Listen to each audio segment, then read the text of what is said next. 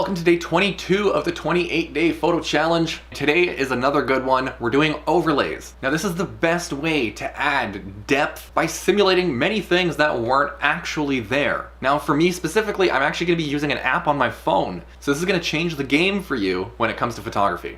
Earlier in this series, I was using a Windows phone in one of the videos. It was the motion video because I was explaining like the DJI app and stuff and like how I don't have the app because I was using a Windows phone because I ended up soft breaking this one. Well, this one is working again, and now this is the video that I needed this phone for because it's really easy to do it on Android. Like so easy that even if I'm using my Panasonic, I'll import all of the footage to my phone so I can edit it on there because it's awesome. And I'm gonna be using two apps. It's gonna be Photoshop Express, just for like light color correction, whatever. And I'm gonna be using another app called Lens Distortion. Now, this isn't sponsored. I have no affiliation with either of these apps. They're just the best that you can get for this. My camera lens on this phone is broken, so I have a whole new back, but I haven't made the video of doing this over on the tech channel. So the wide angle lens and regular lens are both cracked on this. Like, I don't know if you're gonna be able to pick up the crack in the reflection of the light, but I still have an optical 10x zoom and an optical 3x zoom. So I'm gonna be using the optical 3x zoom for this example, but obviously this will work on any of them. It's just, I don't wanna have terrible pictures until I change this, which hasn't happened yet, so it's gonna be like a later thing. Since I just did this whole thing yesterday, which is like an hour before shooting this one, I haven't moved anything yet, and I figured this is like a perfect example of what I wanted to show. So we have an accent light over there and then the window letting in natural light. So I'm just going to pick the camera as my focal point, brighten it up just a touch. All right, so that's not bad. Now I'm gonna do another one, trying to get this light to kind of bloom through here. What I'm doing right now is giving real lens flares that I can work off of. There we go, there's another one. And now for this third example, I'm not going to be using any kind of like artificial lighting. It's just gonna be the window. However, this one, I'm gonna be editing the color and then adding a complete different overlay on it to make it look like the sun is coming through the window when it's not. So this is my old X360 that my roommate bought. So I'm just gonna take a picture of that with the Zephyrus Duo in the background. It's gonna be kind of hard to pick up on this camera, but there's the reflection of the curtains coming across the HP logo. So that's what I want to be visible right through the center. Now one last picture of the Zephyrus Duo. Let's come back a little bit more. So now we have the four examples. We have the Zephyrus Duo, the X360, the Panasonic with a little bit of light coming through, and then the shoot from yesterday. I'm gonna screen record this part. Now obviously this is gonna be screen recording vertical, so it's gonna be really hard to see in this video. So we can open Photoshop Express, can open the first photo of the kitchen where I was doing the shoot from yesterday. Now I'm just gonna be doing like some alignment stuff in here just to make it a little bit neater.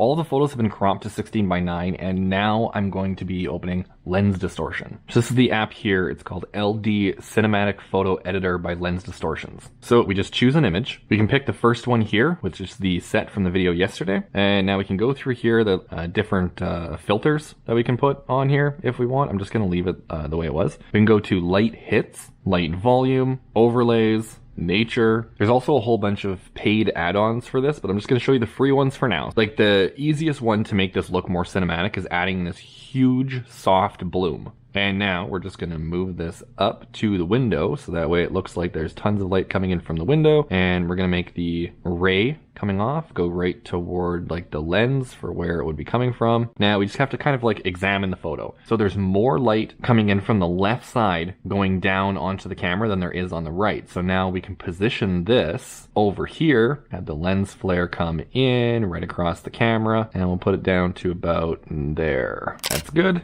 Save that. Now we can open the next image, which again, I'm going to do another light hit, but I'm going to emphasize the actual bloom that we have coming through. So now I'm going to use a white light hit, very aggressive one. Now I'm just going to size this down a little bit, and I'm going to put that right in here. That way it blends in with the light, and we're going to follow the actual lens flare that we have by rotating. We're just going to put that right on there, and now we have a giant light hit coming in. But we're still in that situation where we have the window, so I'm gonna add another layer, and I'm gonna add that original bloom. And again, following the exact same angle for the lens flare, and I'm just gonna push that way over so we can get it completely out of frame and just start bringing it in, and you can see some of the bloom is starting to happen on the left side, right by like the paint can. So that right there is good, and I'm content with that. So we can save that one. Now this one, again, light hits, I'm going to use the bloom, but I'm going to use the warm light bloom. So now we have this huge warm light, but because again, the window is over on the right side and the light is coming in from across the table,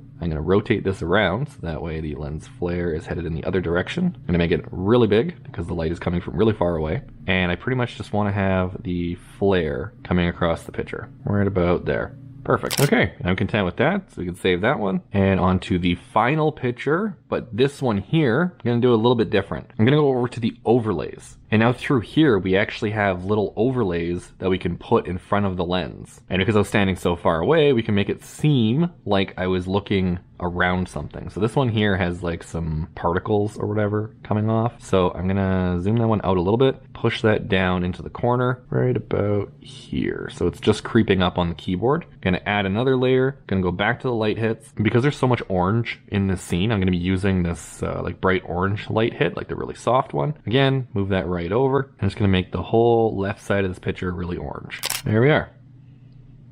So now let's just take a look at all four of those shots one last time. So that way they're right up against each other, one after another. So the first one I have is in the kitchen. That was from the shoot for the video yesterday. And all we did to that one was we just cropped the photo down and we added a huge light bloom coming in from the front window. The next one, the lens flare. We had the lens flare, but this being a phone wasn't able to pick it up as good. So we've just added to that lens flare to make it look a lot better. Third example is the HP Spectre X360. That one was just a very like generic photo. There wasn't like tons that stood out from it, but then adding that super warm overlay to it really pushed it out. It almost looks like it was shot in golden hour. Plus we lined it up so we have like a nice reflection going perfectly across the HP logo in the middle. So it looks significantly more professional, not something that was taken on a phone. And the last example, we actually added some distortion, simulating something that was within the bokeh in front of the lens of the camera, just giving it this artificial depth of field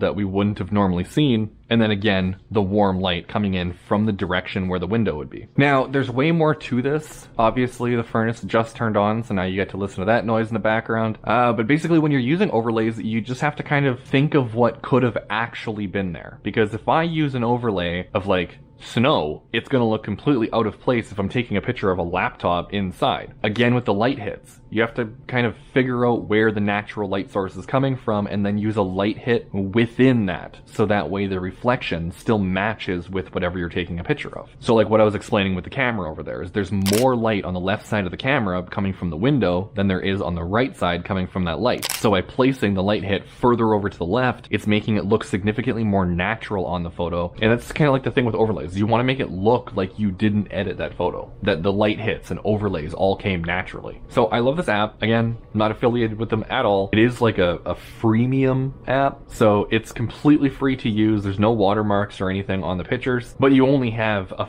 few free examples that you can actually put on photos. Now, personally, I would have bought this app, except it's a subscription program, which is just like terrible. It's like the worst thing to ever plague humanity is subscriptions, because you are going to be paying for it for the rest of your life. Now, unfortunately, I cannot find a better alternative to this app. That's what it is. You can use the free ones, which I've just shown that you can use the free ones in tons of different examples. You don't have to pay anything, but if you want all the extra features, then it is a subscription and you do have to pay for it. So I'm not really condoning that activity, but if that tickles your fancy, then go for it. Now, I have to get back to cleaning and organizing and doing more renovations and just endless stuff. So hopefully you found something useful in this video. Like it if you like it, subscribe if you haven't already, or don't do any of it. I'm not telling you what to do.